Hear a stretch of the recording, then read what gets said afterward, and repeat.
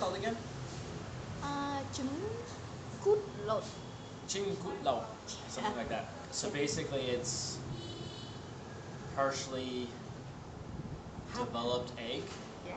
So it's like if you look, there's like bits of feather Yeah. and some organs, and there's no beak though, right? What? Beak Yeah, you can see. apparently, and there's Yeah. beak. Awesome. Yeah. Okay, so here you go. So, how is it?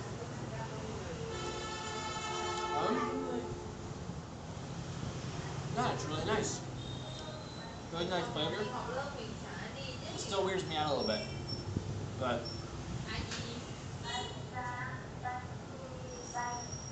I'll eat more of them, I guess.